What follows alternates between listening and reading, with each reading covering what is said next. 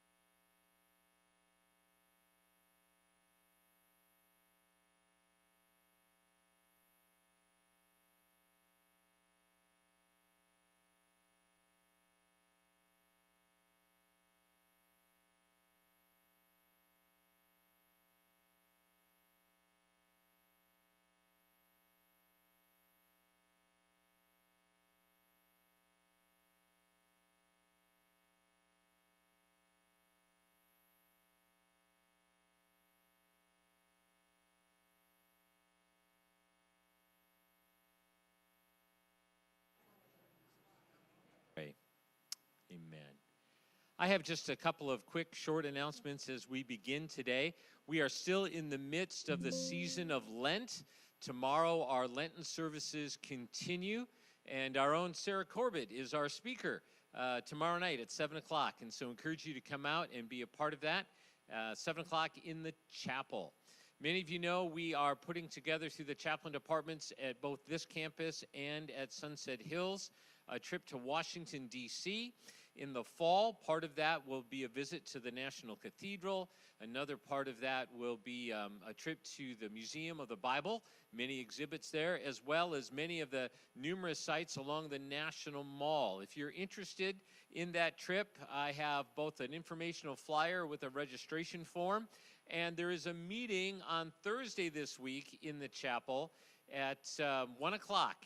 And if you'd like to come and learn more and ask questions and get all the details, if you share a room for the low, low price of $17.76, come and join us. And that includes your airfare, the bus that you're there, the hotel, dinners, lunches, all of that included, entrances to the various places. And so come and be a part. It's first come, first serve. We are limited to 30 folks, and we just started this last week. We have 10 for sure signed up. And word is still getting out. So if you're at all interested, please let me know or come to the meeting on Thursday. And then finally, my other announcement, as we move through the season of Lent and then moving through Holy Week and Easter, the season of Passover begins April 1st, and that lasts for a good 8-9 days. And so on the very last day of Passover, we are having a Seder meal. That is the traditional Jewish meal with the full liturgy. It's a good 2 hour and 15-minute experience together. And if you've never been, we highly encourage you to come. If you've been before, if we still have room on the registration form, feel free to sign up that last week. But on April the 9th, a Thursday at noon in the bistro, that's when we gather and do that. We are limited in our seating, so sign up with Jonathan at the concierge desk. That's all from me today. Ken Klump is going to come and share with us. Welcome, Ken. You're looking good in the green today. Thank you, Bert. I did remember today, not being of Irish descent, but trying to participate as much. In the care center, in February, we averaged 91 residents that we took care of on an average day. Rehab folks, the overall number was a little below where we've been the past few months by a couple on average, but we made up for that revenue shortcomings with rehab. So we had an extra couple rehab folks for the month. And we're expecting the similar numbers for this month. February activity highlights, I just mentioned a few of them. We have the Missouri Botanical Garden comes out monthly and brings along a supply of flowers and things like that. And we have residents come up there and they set up an arrangement of flowers with the Missouri Botanical Garden. So it's a nice event, and it's a very recognizable name for our residents and their past here in St. Louis. The other one I wanted to bring up, and mostly to give some credit to some of our volunteers. So we have Mexican Train Group that meets twice a month. And what's special about that group is it's volunteers that come in are former daughters of residents that have passed away with us in the past years. And they still come back even though they don't have a distinct affiliation with the facility anymore, and give their time to our residents to provide that activity for them. So I'm really proud that they do that and thankful that they do that. And it shows some of the impact we've had on people for a long time. With that, I'll open up to questions if there's any questions, or I'll pass it on to Bridget. Anything? Well, thank you, Bridget Banks.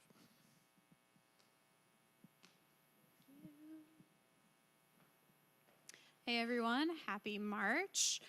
So just some highlights. I'll start with our occupancy. Today we are 92% occupied, 95% sold. So kind of staying right around our budget for the year. And then some of the fun new things we've been doing this month. This first photo on the left is actually, I don't know if anyone has ever played the game Kerplunk, but we have bought a giant life-size version of the game. It was a pretty big deal when people saw the box. They were all interested in it. So we rolled that out for the first time last week, and the residents had a really fun time. The great thing about this size version of the game is you can see the sticks a little more clearly. You can predict when everything's going to drop. And even our residents who are in wheelchairs or other assistive devices can come up and participate. So we really enjoyed that. That middle photo was Shuffleboard. That was finishing up from our Olympics that we hosted in February. So the residents had a fun time, and I think that'll make it onto our regularly scheduled games. We'll add that to the rotation. And then finally, that photo on the right is from our Olympic Games closing ceremony. So the top 3 teams did get Olympic medals. We had a little closing ceremony, and if you're on our social media, Zach put together a really great video, Zach and Nicole, highlighting that. So lots of fun times this month. Any questions regarding assisted living or memory care? Okay, I'll invite up Michaela from security.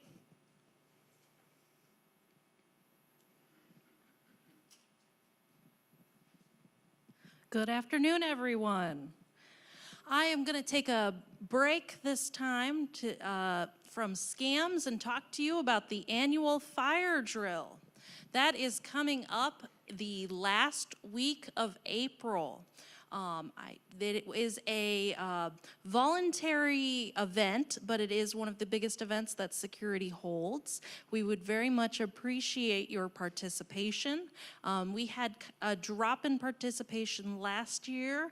I want to say we were under 50%. Yes. So if we could bump those numbers up, I would greatly appreciate it. It's a great learning opportunity for you about what to do if we ever did need to evacuate. And there will be cookies. I know we all like food. The timeline will be posted in your mailboxes at the beginning of the month. And I will have it circulating in many different areas around the village. But it is 10-15 minutes of your time that is a life-saving skill. Any questions about that? No? Oh, yes. Oh. Oh.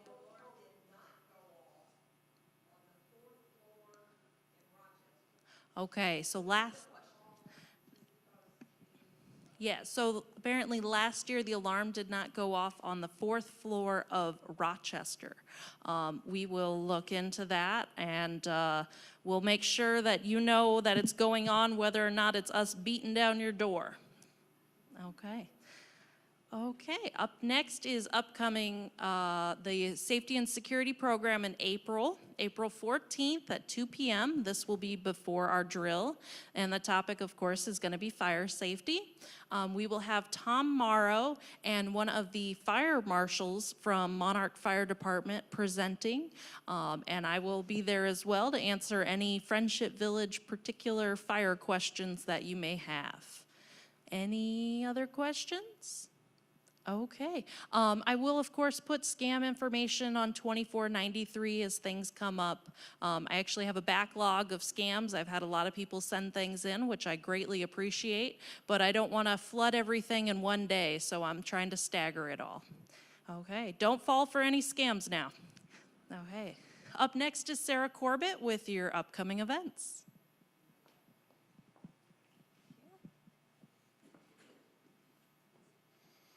Happy St. Patrick's Day, everyone. Just wanted to highlight some fun things we have coming up over the next few weeks. Next Thursday, March 26th, is the Cardinals home opener, so dress in your red and white and join us from 12 to 2 in the theater and the Trillium. It sounds like last year it was fairly crowded out in the Trillium, so they're going to offer a double-sided buffet here in the theater. Still all of your favorites, hot dogs, hamburgers, fries, and cookies. So come cheer on the Cardinals. And then I also wanted to mention, since Manny's not here, the annual fish fry that will be taking place on Friday, March 27th.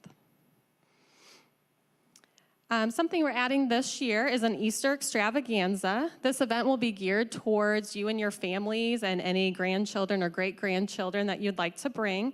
It will be Saturday, April 4th from 2 to 4 in the Trillium common areas. We'll have a photo opportunity with the Easter Bunny. Weather permitting, we'll do an egg hunt out in the Trillium courtyard. We'll have some face painting and crafts for the kids and refreshments. So we would just ask if you can sign up at the concierge beginning today up until the event. That would be great, so we know how many to account for. And then on April 2nd, if you're interested in helping us stuff the eggs, because we'll need a lot of them, we would happily take any volunteers on April 2nd from 2 to 4. And just a few in-house and also outings coming up.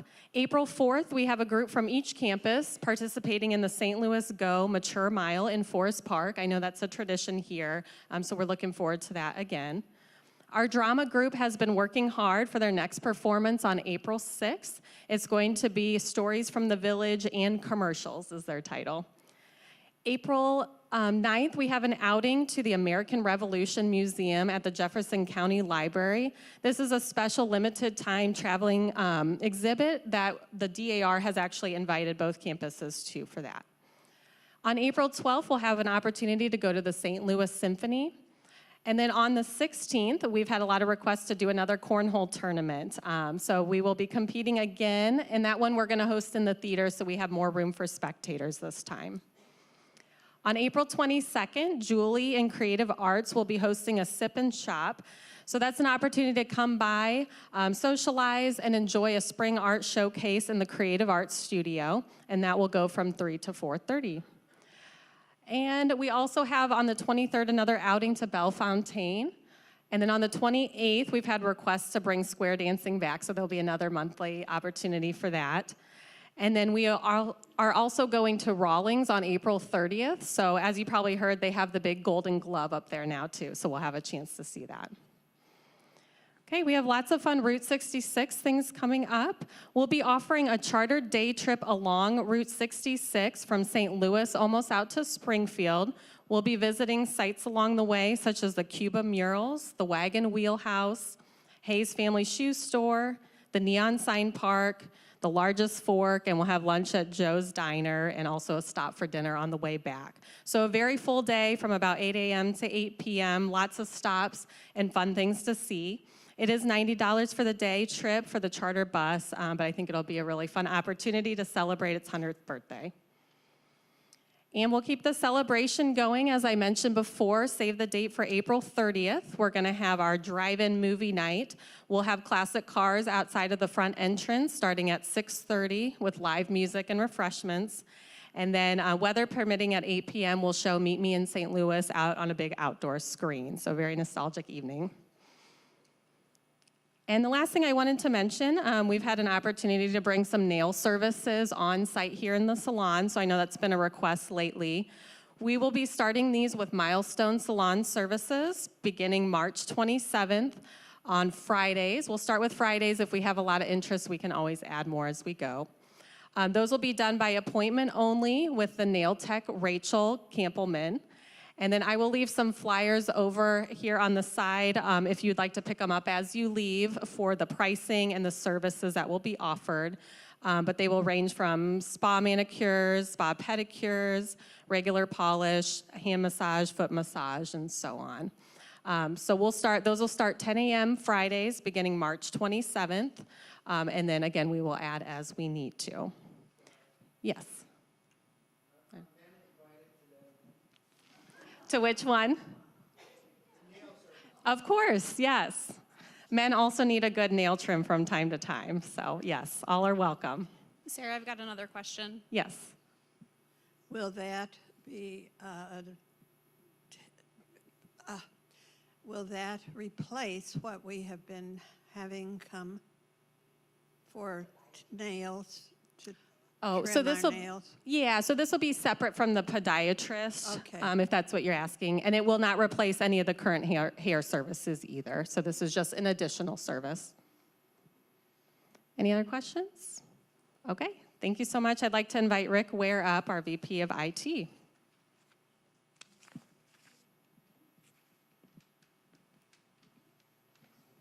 Thank you, Sarah. Hello, everyone. The teams are making some great progress with the new Wi-Fi build. So all of the backbone fiber runs are complete in all the buildings with the exception of the individual villas. There are a total of 21 data closets spread out across the campus, and each of these now has a brand new fiber connection. And this map kind of gives you an idea. The red lines are the new fiber they just put in, and the green is where they're gonna have to run to the villas, just a rough idea of that. So now we've got data points all over. So with the fiber done, now they're starting to run individual cables into the apartments for the access points you'll have in your rooms. And they'll run one to your closest data closet. So right now, they're on the first floor of building 1, which is Randolph, and they're gonna work their way up. Then they'll go to the second floor, third and fourth, and then building 2, so on and so forth. On the next slide there, you can see a sample picture. So what they'll do is they'll run the cable from the hallway and they'll get it in through the drop ceiling and put it right there on the soffit. And it's gonna take 2 visits. The first one is the construction where they're gonna do that and they'll coil the cable up and put it inside. That's a little junction box there. And then a second team will come later and they'll actually hang up the access point in the room. So that's what you should see in all the buildings except for Rutgers. It's gonna go on the wall in your kitchen. And then Rockhurst, you already have the access points in your room. So they may want to just, if it's like in a closet, poke a hole and get it through to the outside where it gives you the best signal possible. We put a schedule out or a crawl out on 2493. So if, to let you know they're in that area. If somebody's not home, don't rearrange your whole schedule, to be there. We'd like you to be home if possible, but if somebody's not home, they're gonna coil the cable up in front of your door, and then we'll make arrangements to come back later to get it installed. The total time in the room is probably about 15 to 20 minutes. They work pretty quick, and they got a little vacuum they clean up after themselves. So, yeah, that's all I have for now, but any questions? Yes, sir.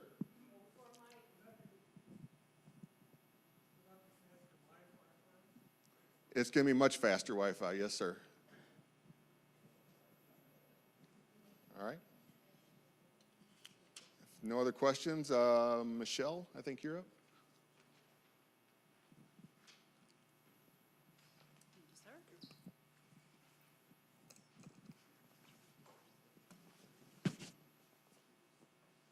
Hi, good afternoon.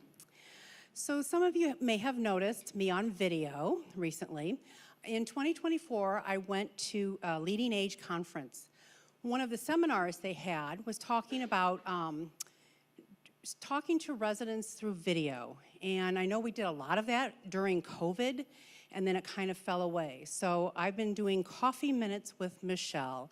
They've been showing, not normally during the day, but mostly in the evenings or weekends. And so far, I've been able to interview folks from Friendship Village Supportive Services, our home health care team, our hospice team, the folks from the clinic, our chaplains, and then my latest was Chef Brian. That was a lot of fun. He's a riot, as you guys know, and he did a lot of off-the-cuff stuff. So if you get a chance, take a look at those. And as I would complete one, I would just be very grateful for all the services that we have here in-house for you guys. And yeah, grateful to be a team member with them. So one of the things that we also do here is have support groups. And one of the first one is a Parkinson's support lunch. So folks who might be affected by or have a movement disorder or Parkinson's are welcome to join us for our lunch every quarter or so. We usually go over a topic of interest, and then we may or may not have a speaker, and then it's very casual. We usually just kind of start to chat with each other, which is the whole goal, and connect with things that are working for one another. And so far, we have between 11 and 15 people that attend, and if you're interested in joining us, please give me a call or email me. We'd love to have more folks. We also have a grief support group and a caregiver support group done by Judy, our chaplain, and those are also awesome. Those are great places for you to get support from our residents and kind of figure out what works for one person and then what works for another. The one I've been talking about with a resident most recently is the, I'm calling it RU Blue. But it's, what's come to my attention is that during the winter months when it's cold and dark and hard to get outside, people can feel blue or experience a lack of motivation. I'm exploring an interest in getting a group together to share ideas about how to work through these feelings. It might be a tip or a trick that one person uses or has that might be of benefit to another. Please email me or leave me a voicemail to let me know you would be interested in getting together to discuss some of these ideas.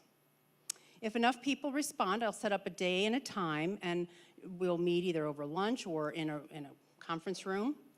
And I will get you the day and the date. We'll get some RSVPs and see what kind of response we get. And then the last thing I have is a urinary tract presentation. Oh, you know what, I don't have that slide. What'd I do? Hold on. Up. Here we go. Some of the things your care navigator can do. So sometimes when folks are injured, coming back from a hospital, have experienced an illness, I can get free meal delivery to your apartment if you're feeling down and out and don't feel physically able to come to the dining room. As you know, I would always love if you moved around and walked. But if you're really feeling that crummy, let me know, and we'll get you some free meals delivered for a while. If you, again, have an injury or an illness and you need some supportive medical devices for temporary use, I have walkers, I have rollators, I have a little potty riser, things like that. I only have like one of each that I'm hanging on to for short-term things, illnesses and such like that. Let me know, and I will see what I can find for you. Other things I can do is meet with your family members to plan a safe addition and transition of care as needed, and assist with the search for best services or support for any particular need. And then this is the last one, is bring in a speaker for an identified interest. Many have expressed an interest to know more about the UTIs, and so we will have a speaker, Dr. K, as they call him, in the care center, and he will come in March 27th on a Friday at 2 p.m. He'll be in the chapel and on 2493 to talk about UTIs, what they are, how to prevent them, how we get rid of them. Any questions? Okay, I'm right behind you. Has there been progress in getting Essence Insurance approved? So let me, has there been any progress with Essence Insurance approved? Anybody? I don't have the answer to that. For what? For the clinic?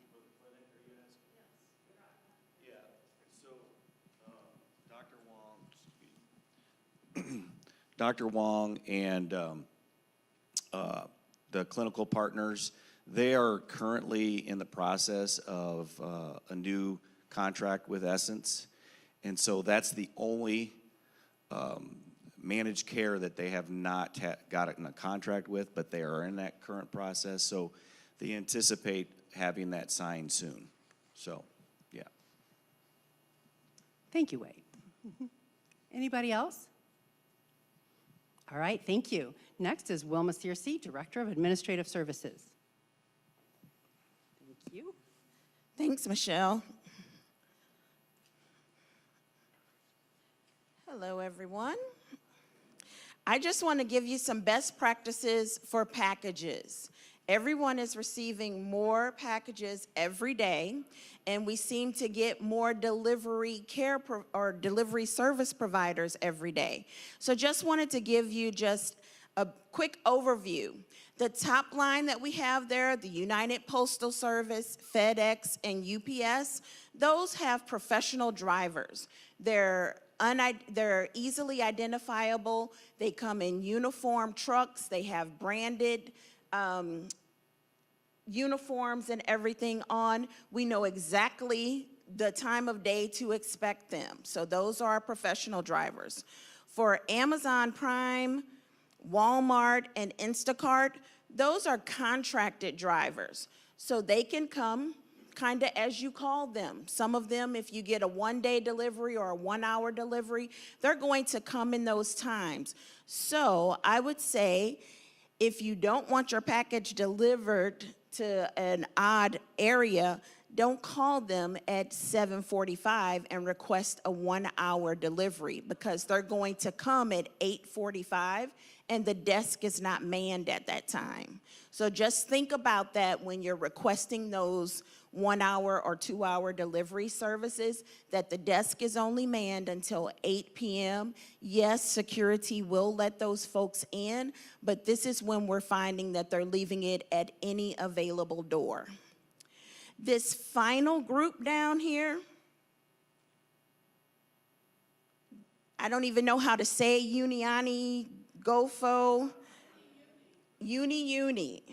And then this WY Express, they're so new that I could not even find a logo for them online.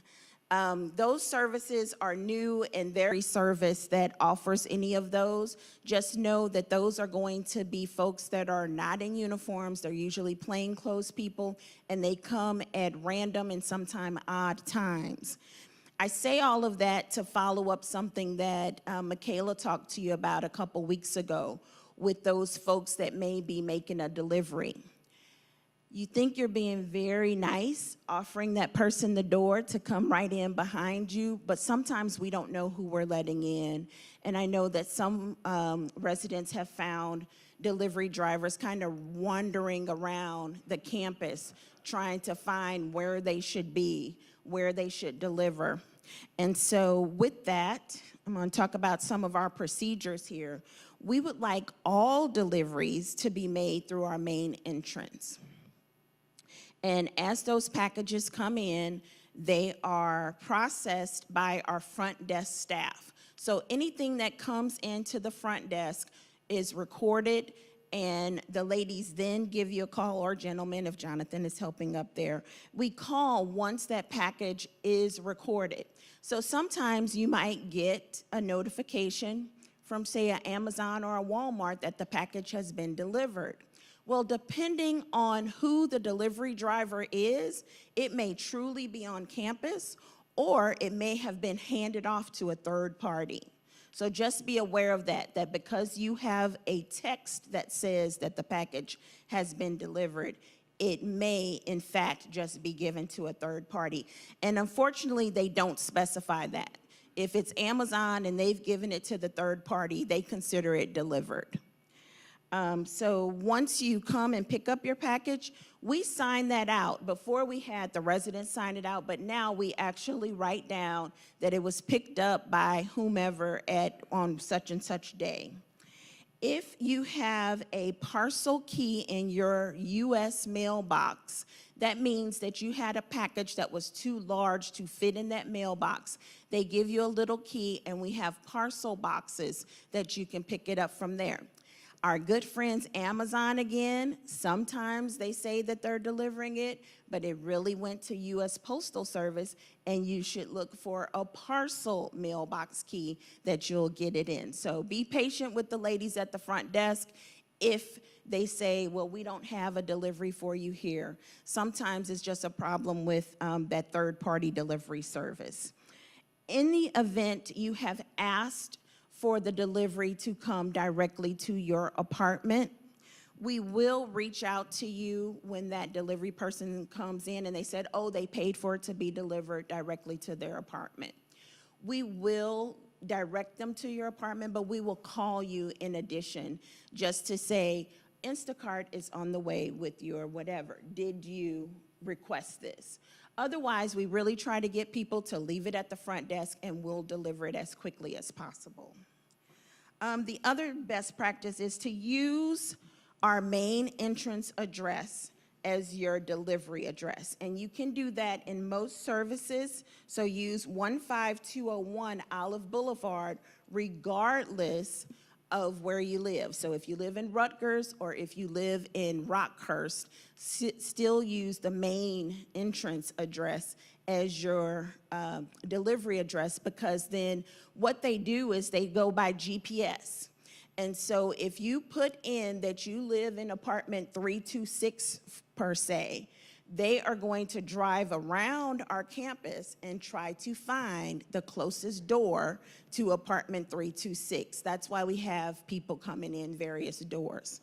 So again, use our main address. This is my account here, so I have my home address in there, but I also have an address that I can use for here, for 15201 Olive Boulevard. And then you can go and add additional delivery instructions. And I have put in mine, do we need additional instructions to deliver to this address? Why, yes. Deliver to the main entrance near the flagpole. So I mean, it's laughable, but you really need to be this descriptive because, as I said earlier, we have professional drivers and we have contracted drivers. And so the professional drivers might just do the right thing, but we need to give our contracted drivers as much help as possible. Again, these are best practices. If you need assistance setting it up like this, Jonathan can help you. If the front desk isn't busy, the ladies up there can help you. And I, of course, would make myself available to assist you with switching this as well. Marty has a question. Can someone give her a mic? Thank you.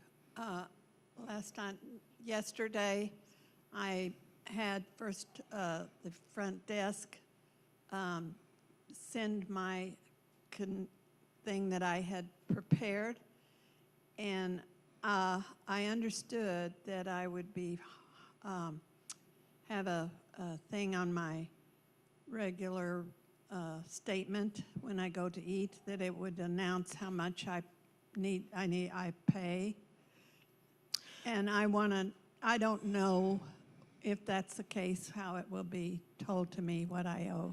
So this is slightly different.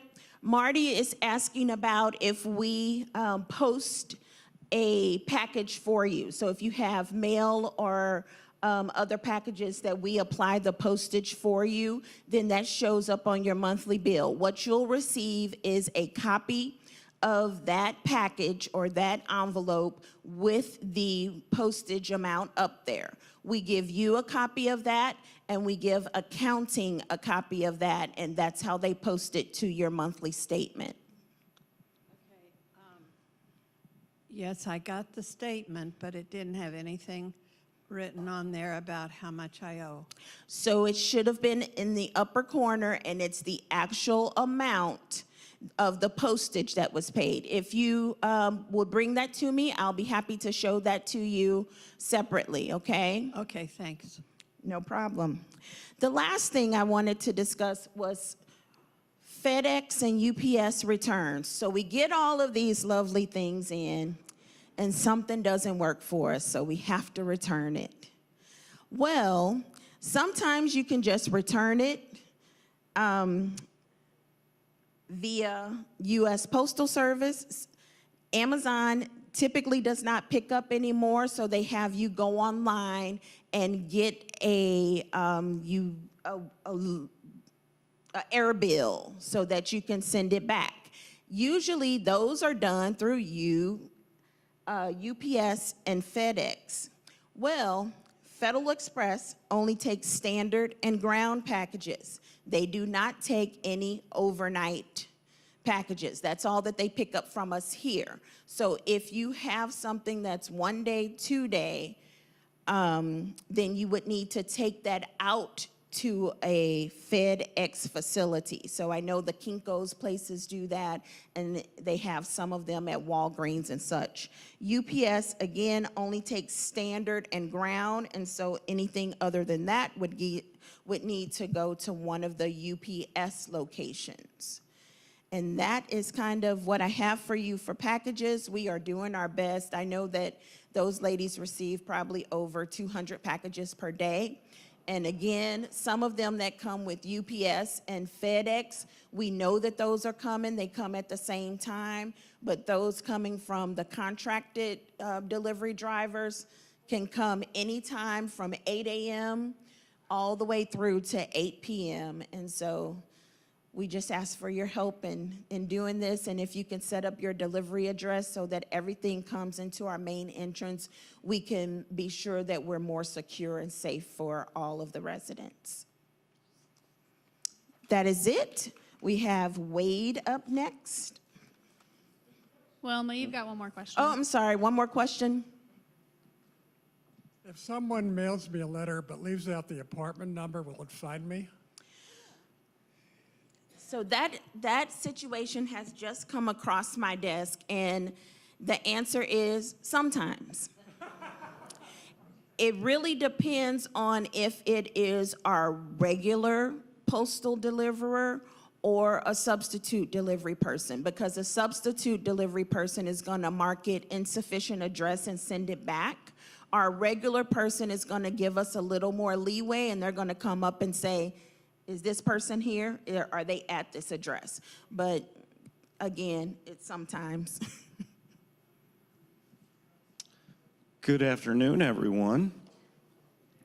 I apologize for my voice. I'm battling this cold and a little bit of congestion. So in light of that, I will not be taking any questions at the end of this presentation. So, no, I'm teasing you. Whatever happened to shopping at the mall like we used to? And now everything's just delivered, you know, so. Malls are closed. Yeah, they're closing down. So, all right. Well, everyone, we had a very nice February. But before we go on with these graphs, I've had several residents ask me, what is COI? And, see? And I had the same question when I first got to Friendship Village. So I think it's a Friendship Village sort of lingo for Friendship Village. But really all COI is consolidated operating income, which is really net operating income. What does that mean? Expenses minus your revenue, and that's where we get COI. So it really just kind of identifies how well we are doing with our budget after expenses and all revenue come in. And so far, for the year, we've done very well. You can see for February, we had, oh, that's the wrong, is that the right one? Okay, that should be February right there. So the numbers are correct. But we came in at $204,000 consolidated operating income. That was $54,000 better than budget. So year to date, we are $654,000 on our consolidated income. So that's about $400,000 better than our budget. So we're having a really, really nice year. And I want to bring this up again. Residents have asked me many times, what do we do with that extra money? Where does that extra money go? And I want to reiterate that it still goes right back into our company. It goes back into capital projects. But more importantly, it may, as you all know, in July, there's always a big thing that happens in July. Rate increases usually come out. The better we are doing on budgets, the better we can do with your rate increase. If we're not having good years with our budget, our rate increase may go up. Now, because we're having a good year doesn't mean your rate increase is 1% or 2% or whatever, but it's a way that we can keep our rate increases as low as we possibly can. And that's what our goal is. We want to keep those low. So we're having a really good year. We'll move on to the next. Entrance fee refunds. So we've had a really good year as far as our entrance fees received, $9.9 million on a $9.1 million budget, so a little bit over $800,000 better. And then refunded, we have actually refunded $2.3 million on a $3.4 million budget. So doing really well there. Occupancy remains strong in independent living. For February, we were 313 occupied on a budget of 312, so right on budget. Assisted living, as Bridget said, she was at 57, so a little bit over budget there. And the payer mix for assisted living is really right on budget. The payer mix is really private pay versus life care, and you can see we're right on budget. Care center's doing very well. 92 is our average for February on an 85 budget. And in our skilled payer mix, as you all know, this one's kind of tough to manipulate. If a life care resident needs help in the care center, they'll go to the care center. That may go up a little bit one month, may come down a little bit another month. Just depends on what contract that our residents are on. All right, so employees. We've had a very nice year so far on our turnover rate. Actually, we're at 34%, which is about 9% better than it was last year at this time. So that's a really good rate. That's allowed Ken and Bridget to decrease some agency. We're always trying to keep agency out of the building.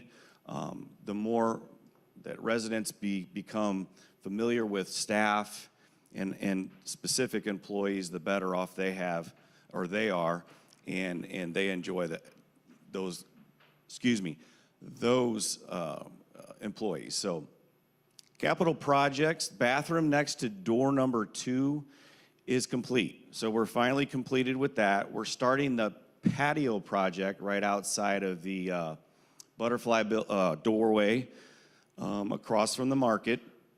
So we're gonna do a nice patio out there with some chairs and tables, and then we're gonna have some raised flower beds for our residents to use out there. So we'll be starting on that soon. You're seeing some flags and things out there to get ready for some earth moving.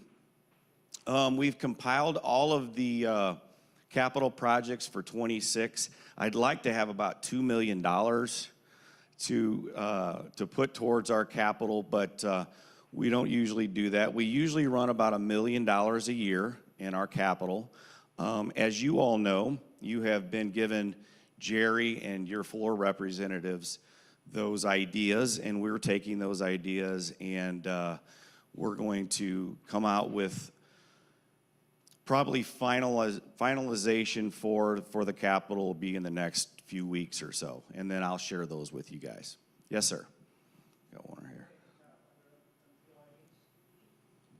Wait for the microphone so that the people at home can hear. Under employees, you say significant decrease in agency. What is agency? What is agency? So agency is our employees that are not Friendship Village employees. So let's say we are short and we need an additional CNA or a nurse or someone on a shift. We have to contact an outside company, an agency, to send us a nurse or a CNA. So we want as many Friendship Village employees as we possibly can. Better continuity of care for our residents and all of that, so, okay? All right, let's talk a little bit. I'll come back to the clinic. I'll do that at the end. Excuse me, we've received 3 additional renderings for our master planning, so they're very nice renderings. We're gonna all get together and discuss those and then get with the committee for our master planning and then decide where we're gonna go from there. Once we decide what rendering we use, then we'll take that to the board and we'll get approval or not approval, and then we'll go right back to the architects if we need to. So far it's going well. It's slowed down a little bit, but we intended to do that so that we wanted to make sure that we get this right. So the clinic is now functioning under Dr. Wong and clinical partners. And couple things I wanted to talk to you all about with the clinic and some of the questions that I've been receiving from residents. One of the questions I received is, Wade, what if I am not feeling well and I feel like I need to be tested for COVID? What do? I can't just go down to the clinic and get a COVID test. What I would do, and it's something Michelle and I have talked about, is I'd first reach out. Most of the time, Michelle will have some COVID tests. If we don't have any of those COVID tests, we are gonna make them available if they're not already available in the market so that you can purchase one. If you have a little bit of difficulty doing those tests yourself or swabbing your own self, we can certainly help you. Michelle will help you do that. Another resident asked me, Wade, why don't you guys just have a nurse on staff for us to just utilize anytime we want? You don't have to have a nurse practitioner, just a nurse that we can call anytime we want. So I've had this question in my past many times, and I want to make sure that you all are understanding of this. As an independent living company, or where you're living, we are not allowed at Friendship Village to provide protective oversight for an independent living resident. So you come down to the clinic or you come down to the front desk and your arm is bleeding or something happened, of course we're gonna help you. We're gonna apply some pressure. We're gonna do whatever we need to do to help you through that. But what I'm talking about is actual care kinds of things that we provide to you. And the reason why we can't do that in a community very near here got themselves in a little bit of trouble because they were doing that. They were providing that protective oversight for residents in independent living. And so what the Department of Health and Senior Services says is, well, now you're doing care for residents and we're not able to monitor that. We're not able to do our surveys like you see our surveys that happen in assisted living in the care center. So you're trying to get away with something without a license. And so we don't have a license to take care of you in independent living. And that's why the clinic is so helpful, but it's all run through a physician and the nurse practitioner. It's not run through a Friendship Village employee. Now, Michelle is there to help you and help navigate those kinds of care needs that you have, which is really nice, guys, because I'm not aware of any other community in the St. Louis area as far as the independent living setting where they have that care navigator. And I think a big reason why we have that is because of our life plan, so that we can help our life plan members and the rest of you as well. But I'll give you an example. Over at Mason Point, they have a beautiful clinic over there, but there's no one in it. And no one's been in that clinic for 5 years since it's been open. So it's very difficult to find a physician that wants to take that clinic on. And why is that? It really always comes down to money. There's not a whole lot of flow in the clinic.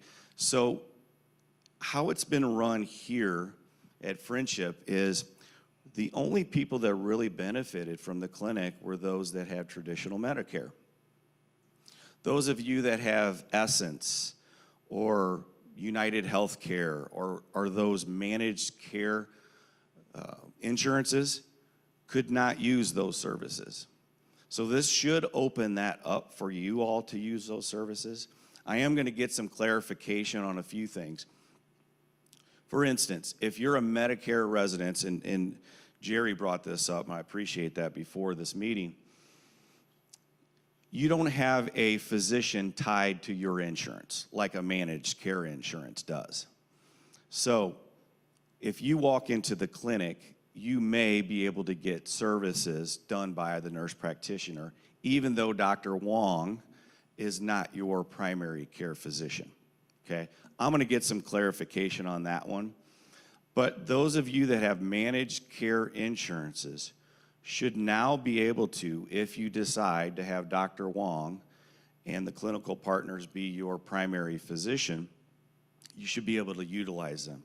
The other great thing is, and Michelle shared this with me today, was I believe yesterday Dr. Wong was over at the clinic, in the clinic, seeing a patient. This is something that you didn't have access to prior to this. You only had access to the nurse practitioner, but now the physician is actually here on campus. And then the one last thing I wanted to say about the clinic, just because you see it says it's closed on this particular day, we still want you to make that phone call if you're having a condition change or something's going on. We want you to make that phone call and get an appointment. The nurse practitioner is on campus. So just because she's not sitting at that front desk in the clinic doesn't mean that she couldn't possibly see you if you're dealing with that condition. So I want you all to know that. So that's really what I have. Is there any questions for me? God, I love you guys. I'm sorry?